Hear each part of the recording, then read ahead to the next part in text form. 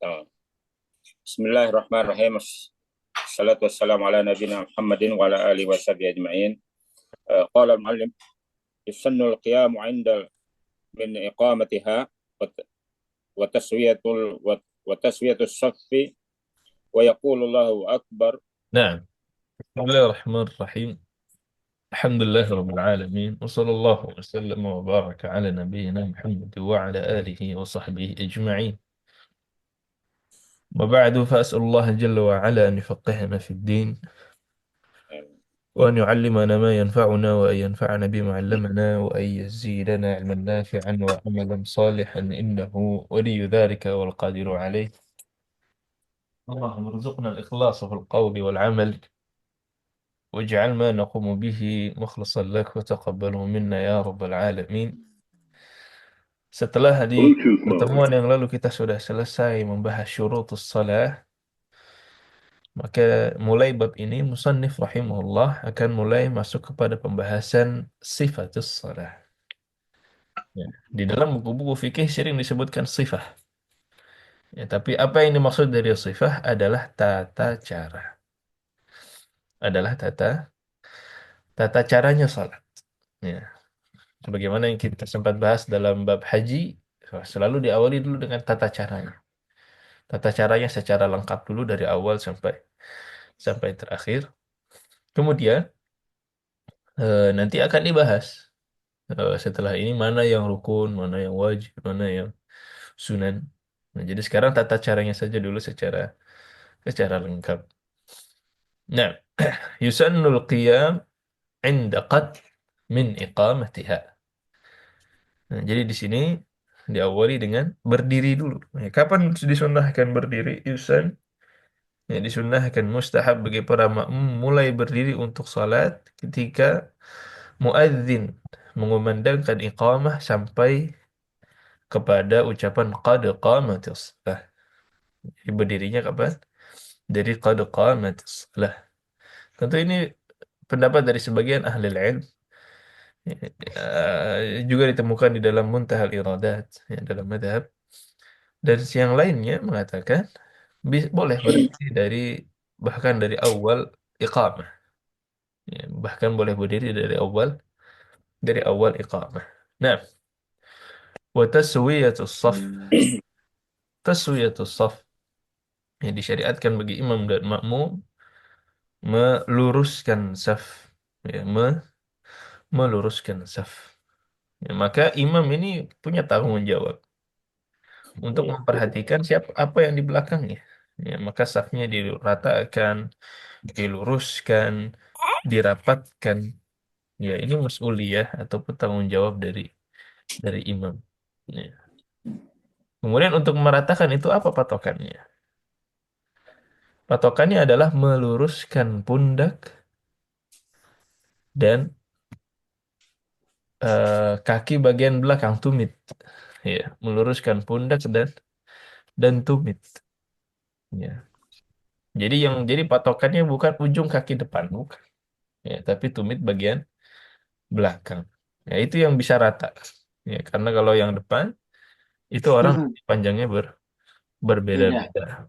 Ya, jadi jangan ada celah, ya. Kalau ada celah nanti itulah masuknya syaitan dan bisa mengganggu sholat, ya, manusia. Ya. Ini juga di antara faedah sholat jemaah. Syaitan itu tidak tidak punya, yaitu tidak mampu mengganggu orang yang sholat berjamaah, ya, atau lebih lebih lebih kecil, ya, kemungkinannya dibanding dia sholat sendiri. Tapi di sini ada tambih.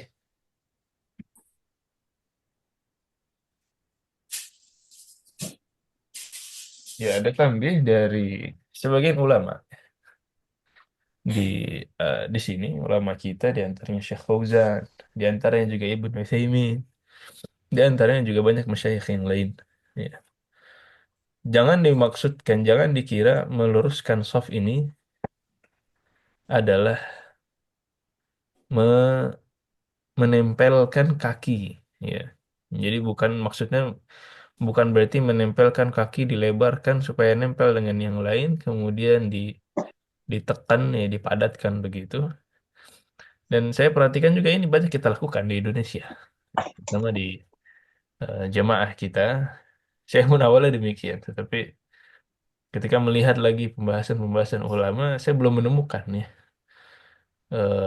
atau saya temukan ya yang mayoritas dan yang kita lihat di sini di Arab Saudi, kita bisa merapatkan saf ya tanpa harus melebarkan kaki, apalagi menginjak dan menyempitkan kaki orang lain. Silahkan nanti di akhir ada sesi diskusi. Kalau antum pernah dengar ulamanya siapa dan mau kabar, saya pengen dengar sebenarnya dan saya masih penasaran. Nah, wa yaqulullahu akbar. Ya, ketika sudah rapi, ya sudah siap sholat, kemudian mulai Allahu Akbar. Ya ini Allahu Akbar maksudnya adalah takbiratul ihram. Ya. Kalau sholatnya berjamaah, berarti imamnya dulu Allahu Akbar, kemudian makmumnya mengikuti setelah takbir imam. Dan takbiratul ihram ini adalah rukun ya dari arkan as-salah. Ya. Dan disebut ihram. Ya. Familiar ya dengan kata ihram ya. Sebagaimana di dalam haji. Kalau sudah ihram, sudah niat, mulai apa konsekuensinya? Diharamkan. Diharamkan baginya beberapa hal. Maka ketika sholat juga, kalau sudah bertakbiratul ihram, wah, hati-hati. Ini sudah mulai sholat, sudah mulai ihram, sudah diharamkan baginya beberapa beberapa hal yang sebelumnya mubah. Nah, Ya. jadi mirip-mirip seperti haji. Ya, dan lafadznya adalah Allahu Akbar. Ya, nggak boleh diganti dengan zikir yang lain. Ya. Jangan saya belum belajar takbir nih, gimana takbir bener? Ah, udah saya subhanallah aja. Ya. Atau alhamdulillah, la haula wala quwata illa billah. Nggak bisa. Ya. Kalau dia mampu mempelajari, harus dipelajari. Ya, dan mengucapkan Allahu Akbar. Nah, kemudian, Fadl Syekh. رافعا يديه مذمومة الأصابع ممدودة ومنكبيه كالسجود Nah, nah, ويسمع. ke sujud ya. Yang kedua, takbirnya rafi'an yadaihi madmumatil asabi'. Jadi dia bertakbir itu sambil mengangkat kedua tangannya. Ya, mengangkat kedua tangannya, ya, jarinya dipadatkan, kemudian telapaknya menghadap menghadap kiblat. Ya, jangan balik. Ya. Jadi telapaknya menghadap menghadap kiblat. Kemudian mengangkatnya dari awal takbir dan itu diturunkan ketika sampai akhir takbir. Jadi pas ya, takbir sambil pergerakannya itu pas. Dan ya beberapa menyebutkan ya, ketika kita membuka ini seperti kasyful hijab ya, antara kita dan antara Tuhan kita. Wallahu alam ya, sebagian mengatakan ini, tetapi memang inilah yang mengawali sholat kita dan mengawali ibadah kita ya, dan tadarrur kita di depan Rabb Jalla wa Ala. Nah, dan inilah tempat di antara tempat-tempat kita mengangkat tangan. Ya. Yang pertama ketika takbiratul ihram, yang kedua ketika kita mau mau ruku, yang kedua dan yang ketiga adalah ketika kita mengangkat dan bangkit. Ya. Ketika kita bangkit dari ruku. Nah, ini tiga tempat di mana kita mengangkat tangan. Yang sebagian yang lain menambahkan diangkat lagi tangannya ketika selesai dari tasyahud awal. Awal. Ya. Walaupun Imam Ahmad rahimahullah pernah kita sebutkan juga ya di dalam kelas bahasa Arab tidak melakukannya. Ya, walaupun Imam Ahmad rahimahullah tidak melakukannya dan ini khilaf yang masyhur. Nah, mamdudatan hadwa mankibaihi kasujud. Ya, kemudian dia diangkat ya agak terbuka sejajar dengan pundak. Sejajar dengan pundak dan posisi ini posisi yang sama ketika kita sujud. Jadi ketika sujud sejajar dengan pundak. Ketika berdiri juga sejajar dengan pundak ketika takbir tadi. Nah, wa yusmi' Lanjut Ustaz. wa yusmi'ul imam. Wa yasmi'u al-imamu man khalfahu كقراءته في أولة غير الزهرين وغيره نفسه Nah, ثم يقبل wa ثم ghairuhu يقبض. nafsahu, sampai di situ dulu. Wa yusmi'ul imamu man khalfahu yusmi'. Ya, jadi imam itu me- mengangkat suaranya sampai memperdengarkan apa yang dia baca kepada jemaah yang di belakangnya. Ya, maksudnya diangkat suara ketika takbiratul ihram. Ketika takbiratul ihram. Dan ini pada seluruh sholat. Di takbirah Allahu Akbar harus terdengar ya, sampai jemaah yang belakang. Ya, tapi tidak berlebihan juga. Ya, harrah kulluha enggak. Semua satu perumahan, satu komplek harus dengar enggak. Yang penting jemaah yang ada di belakangnya. Ya makanya masjid-masjid yang muntasibin lil ilm, masjid-masjid yang mereka kuat keilmuannya. Ya bahkan mereka sudah menggunakan mikrofon dalam sejak sebelum diwajibkan di zaman sekarang. Ya mungkin kita sempat dengar ya ketika sharing-sharing, antum juga mungkin melihat sendiri masjid-masjid di Qasim ya udah dari dulu menggunakan mikrofon dalam ketika sholat ya sebelum diwajibkan. Karena memang kewajibannya ketika sholat ya beda dengan adzan dan iqamah ya. Adzan dan iqamah memang untuk disebarluaskan. Tapi ketika sholat kewajibannya hanya memperdengarkan jemaah yang di belakangnya, jemaah yang di belakangnya. Jadi tidak berlebihan. Ya. Karena sebagian itu juga ya mengganggu kadang-kadang buat ummahat yang sholat di rumah ya. Ketika kencang sekali suaranya apalagi kurang indah gitu ya. Kadang-kadang mengganggu kekhusyuan orang-orang yang memang sholatnya di tempat rumahnya. Nah, wa yusmi'ul imamu man khalfahu ini takbirnya tadi ya. Untuk diperdengarkan. Adapun qiraahnya ya, itu tidak diperdengarkan kecuali sholat di waktu gelap ya, fajar, maghrib dan isya. Hanya di sini ya disebutkan ada namanya sholat jahriyah dan ada namanya sholat Sirriyah. sholat sirriyah. Ada namanya sholat sirriyah. Kaqira'atihi fi ulayai ghairi dhuhrain. Nah ini sholat jahriyah. Sebagaimana bacaannya fi ulayai di dua rakaat pertama ghair Ini al-dhuhrain di kitab luar awalata itu. awal أول Maaf, ya, أول di sebagian nuskhah awalatai di sebagian nuskhah yang lain ulayai sama itu bukan salah cetak ya. biasa beberapa nuskhah ada perbedaan sedikit. Nah, dan dan itu dua rakaat pertama ghair al-dhuhrain di luar kedua salat zuhur. Maksudnya gimana dua zuhur? Zuhur Zuhur. dan asar. Ya, jadi zuhrain maksudnya adalah zuhur dan asar. Ya. Jadi kalau di selain zuhur dan asar, dua rakaat pertamanya juga qiraahnya Jahar. diperdengarkan kepada yang di belakangnya dijaharkan. Dijaharkan.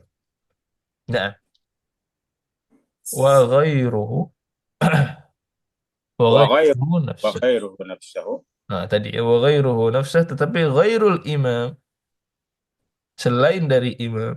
Maksudnya siapa? Makmum. sendiri, Makmum. makmum. Ya, maka selain dari makmum itu hanya memperdengarkan nafsahu. Cuma memperdengarkan nafsahu. Dia membaca ya, dengan sir kayak kiroahnya. Tapi harus memperdengarkan dirinya sendiri. Ya. Jadi tidak cukup hanya menggerakkan mulut. Ya, jadi ada beberapa derajat. Derajat yang paling rendah adalah baca dengan hati, mulutnya diam. Kemudian derajat yang kedua, baca dengan menggerakkan mulut tanpa bersuara. Bersuara. Ini juga belum disebut bacaan. Ya. Kemudian ada membaca hanya memperdengarkan diri sendiri. Ya, cukup sampai memperdengarkan diri sendiri, memperdengarkan telinga yang paling dekat ke kita siapa ya telinga kita sendiri. Ya, nah ini bagi makmum. Ya. Dan juga yang sholat sendirian. Nah, cuman ini memperdengarkan diri sendiri dalam keadaan normal. Jadi kalau dalam keadaan sunyi, suara kita terdengar oleh diri kita sendiri. Cuman kalau terganggu sama suara mukayif, ya terganggu sama suara mesin, ada hafriyat di depan masjid. Kalau kita tidak terdengar, insya Allah tidak masalah. Nah, jadi maksudnya derajatnya itu derajat yang normal. Nah, summa, ثم يقبض كوعا يسرى يعني يسراه تحت سرته وينذر مسجده ثم يقول سبحانك اللهم وبحمدك وتبارك اسمك وتعالى جدك ولا إله غيرك. nah, ثم يقبض قوع يسراه تحت سرته. Nah, jadi setelah takbiratul ihram tadi, kemudian posisinya ya yang tangan kanan itu memegang ya, memegang ya, yang tangan kirinya. Apa itu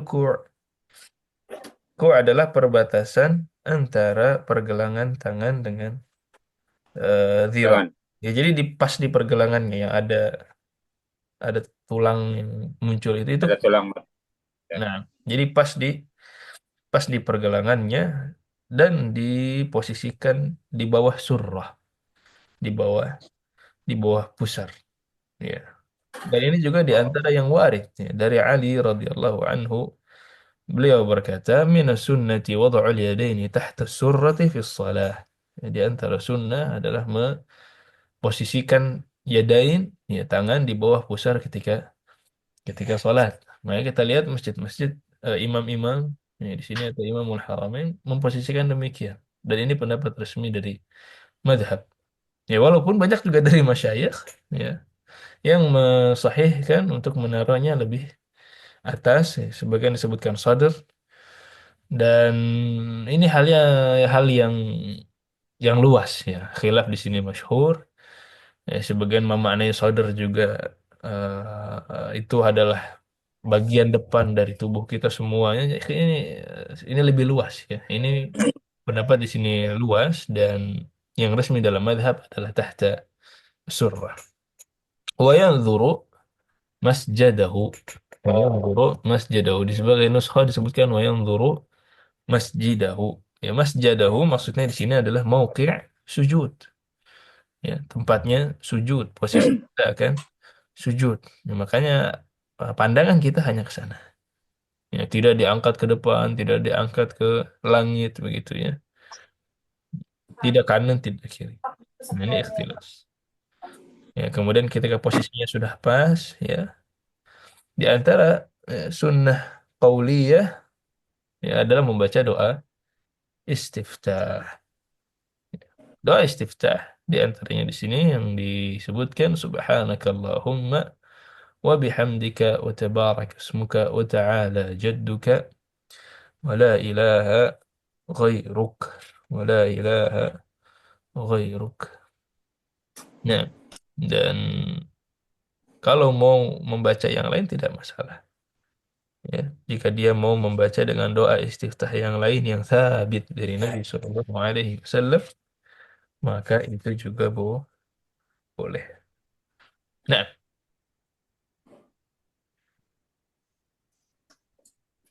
mhm. Thumma, ثم يستعيذ ثم يبسمل سرا وليست من الفاتحة ثم يقرأ الفاتحة. nah, thumma yasta'id. Ya, ketika sudah selesai baca doa istiftah, yasta'id. Ya, mengucapkan a'udzu أعوذ billahi بالله. minasyaitonir rajim. Sebagaimana yang dilakukan oleh Nabi Shallallahu Alaihi Wasallam. Ini diriwayatkan oleh Ahmad, Abu Dawud, Tirmidzi dan Nasai.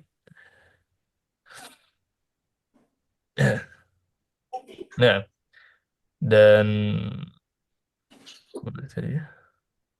Dan ini di antara sunnah qauliyah. Ya. Ya, dan ini juga sebagaimana yang difirmankan ya, oleh Allah Azza wa Jalla, "Fa idza qara'tal Qur'ana fasta'idz billahi minasy syaithanir rajim." Tsumma yubasmil, kemudian mengucapkan Bismillahirrahmanirrahim sebelum membaca Al-Fatihah, ya, sirran, secara sir, ya, tanpa dikeraskan, walaysat minal Fatihah. Ya, dan dan menurut musannif rahimahullah, Al-Basmalah bukan termasuk dari surah Al-Fatihah. Ya, melainkan dia merupakan ayat sendiri di dalam Al-Quran, ya, sebagai pemisah antara surat, kecuali di surah An-Naml, innahu min Sulaiman wa innahu bismillahirrahmanirrahim. Jadi Al-Fatihah yang dibahas kemarin juga ya sama Ustaz Ilham, memang khilaf. Bismillah apakah termasuk dari ayat Al-Fatihah atau bukan? Ya, musannif rahimahullah dan madhab, ya, itu Al-Fatihah dimulai dari Alhamdulillahi Rabbil Alamin. Kemudian ayat yang terakhir adalah ayat ke-6 dan ke-7 yang dibagi dua. Makanya Bismillahnya dibaca secara sir, dibaca secara sir. Nah, thumma yaqra'ul Fatihah. Setelah basmalah baru dia membaca Al-Fatihah. Ya kan? Dan disebut Fatihah karena Buka. dia membuka Al-Quran, ya. Membuka juga sholat, ya. Membuka juga sholat. Dan itu di antara surat yang paling agung di dalam Al-Quran. Nah, fa'in. فإن قطعها بذكر أو سكوت غير مشروع وطال أو ترك منها تشديدة أو حرفا أو ترتيبا لازم غير معموم إعادتها ويجهر. Nah, i'adatuha. Fa'in qata'aha bidzikr. Ya, kalau dia memotong Al-Fatihah tadi dengan sesuatu, ya, zikir yang tidak masyru' atau dengan sukut, dia diam tanpa masyru', ya, maka qiraahnya batal dan harus diulang lagi dari awal. Nah, emang ada zikir dan sukut ini kan disebutkan ghair masyru', berarti ada yang masyru', ada yang masyru'. Bagaimana zikir yang masyru'? Zikir yang masyru' misalkan contohnya ketika dia beristi'adzah dari ayat al-adzab, ya, sampai kepada ayat al-adzab, kemudian dia meminta perlindungan. Perlindungan. Ya. Kemudian datang ayat rahmah Rahmat. meminta rahmat tersebut. Ya, ini kalau ketemu seperti ini zikir masyru', tidak masalah. Ya bahkan mustahab. Nah, perbuatan Nabi Shallallahu Alaihi Wasallam. Kemudian sukut, sukut ghair masyru', berarti ada sukut yang masyru', ada sukut yang masyru', ada diam yang masyru'. Yang masyru' misalkan sebagai makmum, ya, mereka diam ketika mendengar bacaan Imam Al-Fatihah misalkan. Nah, ini boleh, tidak masalah. Nah, jadi kalau makmum yang ingin membaca Al-Fatihah, dia mulai baca di awal. Kemudian imam yang mulai membaca surah Al-Fatihah. Nah, dia diam. Nah, itu sukutnya masyru'. Kemudian setelah amin, boleh dia melanjutkan Al-Fatihah, ya, setelah imamnya selesai tadi, tanpa mengulanginya lagi dari awal. Karena sukutnya masyru' dan tidak membatalkan Al-Fatihah. Nah, dalam Al-Fatihah ini menjadi eh, rukun dan harus dibaca untuk imam dan munfarid. Untuk imam dan munfarid. Nah, jadi itulah sukut masyru' dan zikir masyru'. Kemudian kita kembali lagi ke yang ghair masyru'. Zikir dan sukutnya yang pertama dia ghair masyru' dan yang kedua watala. Jadi ini syaratnya untuk membatalkan. Watala dan juga panjang. Jadi kalau panjang sukut ghair masyru'nya, zikir ghair masyru'nya, maka batal sholatnya. Ya. Karena tidak ada mualat, tidak ada ketersinambungan di antara satu ayat dengan ayat yang lain di Al-Fatihah. Ini di antara pembatal Al-Fatihah ya. Kemudian di antara pembatal yang lain, au taraka minha tashdidah, atau meninggalkan sebuah tasydid di dalam bacaan Al-Fatihah. Kita tahu tasydid itu ibarah an harfain. Tasydid itu sebenarnya adalah dua huruf yang Satu digabungkan. Kalau kita tidak baca tasydid, berarti ada huruf yang kalau tidak dibaca. Perintahnya membaca seluruh Al-Fatihah atau sebagian atau mayoritas Al-Fatihah. Yang diperintahkan adalah membaca seluruh Al-Fatihah, bukan sebagian, bukan mayoritas Al-Fatihah. Ya, kemudian tasydid juga termasuk dari Al-Fatihah, maka harus dibaca. Au harfan, meninggalkan satu huruf dari Al-Fatihah juga tidak dibolehkan. Ya, tidak sah Al-Fatihahnya. Au tartiban, atau apa namanya, urutan. Ya, misalkan bacanya ayat ketiga dulu, baru ayat yang kedua. Ini tidak bisa. Harus murattab sebagaimana urutannya ketika diturunkan dan ketika kita baca di mushaf. Ya. Wa lazima ghaira ma'mumin i'adatuha. Ya, kemudian bagi selain makmum, maksudnya apa selain makmum? Imam dan Imam. munfarid. Bagi imam dan munfarid yang sholat sendirian, kalau ada kasus atau ada yang ketinggalan, ada tadi di antara hal-hal yang membatalkan Al-Fatihah, maka harus diulang. Maka harus diulang. Ya karena Al-Fatihah termasuk rukun dari arkan as-salah. Adapun makmum, ya, adapun makmum maka Al-Fatihahnya imam itu cukup baginya. Ya, itu cukup baginya. Selama masih aman maka makmumnya juga teramankan. Nah, saya jahat ويجهر الكل بمن في di الجهر amin. بآمن في الجهر Hmm. ثم يقرأ بعدها سورة تكون في الصبح من طوال المفصل وفي المغرب من فساره وفي الباقي من أوساطه ولا تصح الصلاة بقراءة بقراءة Kharijah. خار خارجة Hmm. عن مصحف عثمان. Nah, ويجهر الكل بآمين في الجهر. Terus sebagai nuskhah fil jahriyah. Kemudian setelah Al-Fatihahnya selesai dibaca, semua al-kul menjaharkan menjaharkan amin, membaca amin. Untuk siapa? Al-kul, imam dan makmum.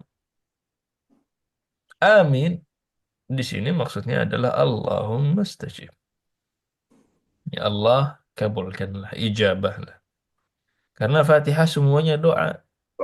Dalam Al-Fatihah diawali dengan doa ibadah, kemudian di akhirnya doa masalah, permintaan.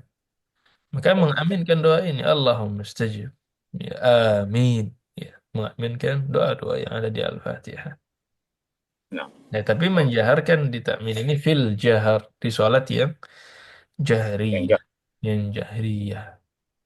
Tapi kalau sholat yang sirriyah, Al-Fatihah yang aja dibacanya sir ya. Maka aminnya juga dibacanya dengan sir. Jangan tiba-tiba jahar. ثم يقرأ بعدها surah.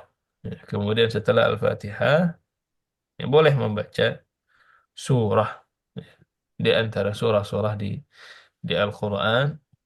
وتكون في الصبح من طوال المفصل. Ya, kalau di salat subuh bacanya dari Al-Mufassal, ya jadi Tiwalul Mufassal. Al-Mufassal itu disebut Mufassal karena banyak fawasil, ya apa namanya? Pemisah ya di antara surah dan di antara ayat juga. Ya. Dan Tiwalul Mufassal itu Sebagian ulama mengatakan dari surah Hujurat, sebagian dari Ad-Dukhan. Ya. Tapi yang masyhur menyebutkan dari surah Qaf. Tiwalul Mufassal itu dari surah Qaf ila sampai surat Amma. Dari Qaf sampai surat Amma. Ya. Kemudian Awsatul Mufassal. Awsatuhu. Ya. Ini kan wa fil maghribi min qisarihi wa fil baqi min awsatihi. Awsatuhu dari surah An-Nazi'at sampai surah Ad-Duha. Ini awsatuhu.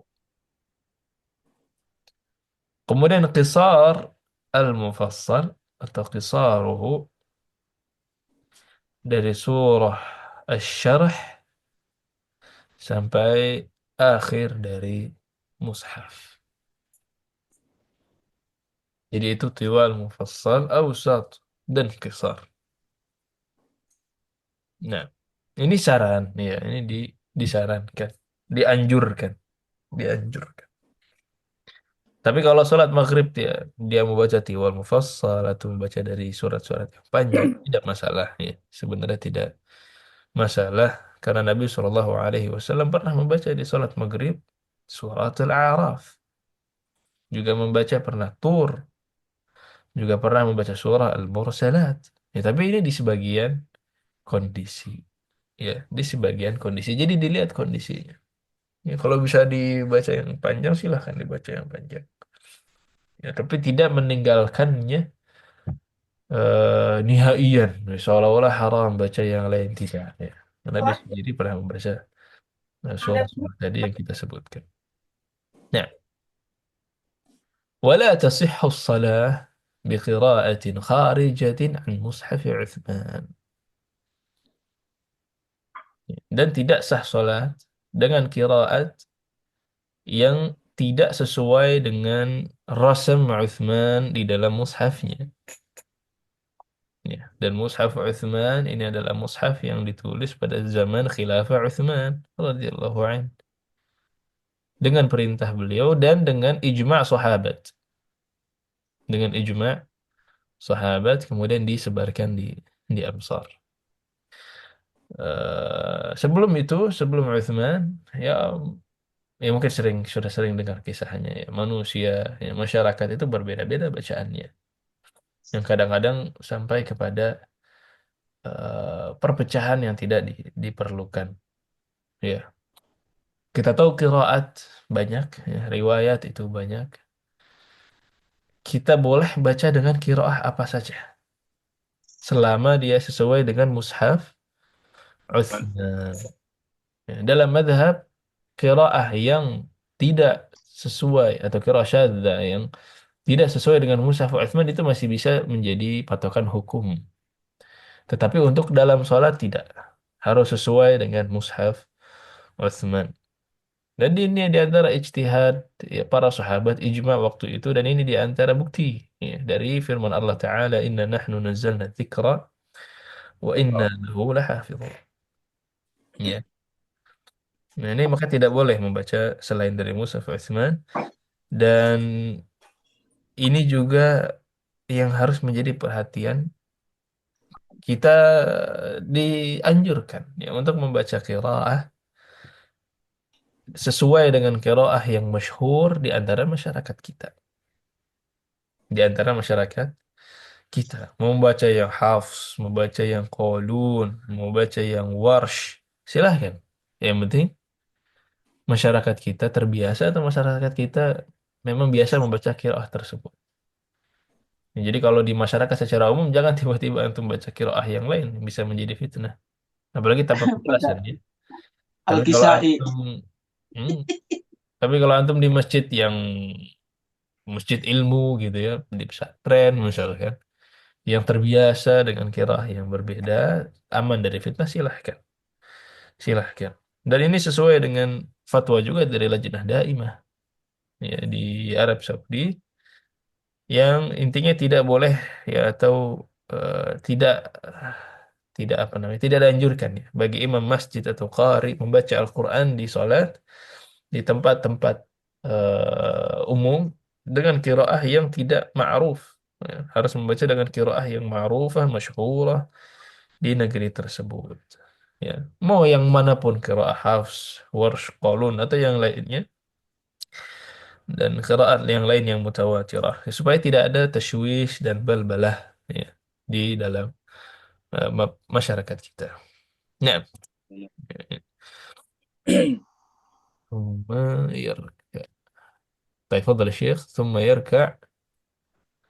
ثم يركع مكبرا رافعا يديه ويدعوهما على ركبتيه مفرجتي الأصابع مستويا ظهر ظهره ويقول سبحانك ربي العظيم سبحان ثم رب العظيم. Nah, ثم يركع.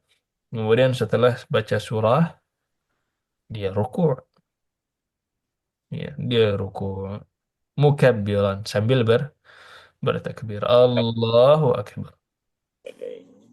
Dan takbir ini disebut takbiratul intiqal. Kalau yang pertama ini takbiratul ihram. Ya, kalau yang kedua ini takbirah al-intiqal, ya, perpindahan dari berdiri ke rukuk. Dan takbir intiqal ini di antara wajib ya, di antara wajibah min wajibatis salat. Dan ketika dia bertakbir intiqal tadi mengangkat tangannya. Ya, diangkat ya sebagaimana diangkat ketika takbiratul ihram dan diangkat ini sunnah ya. Kemudian dia pindah ke rukuk. Ketika rukuk, di mana posisi tangannya? Ala rukbatayhi, di atas lututnya, kedua lututnya. Mufarrijatayil asabi'. Sambil jadinya dibuka begitu ya, dilebarkan. Ya, kemudian jari. uh, kemudian punggungnya diluruskan ya.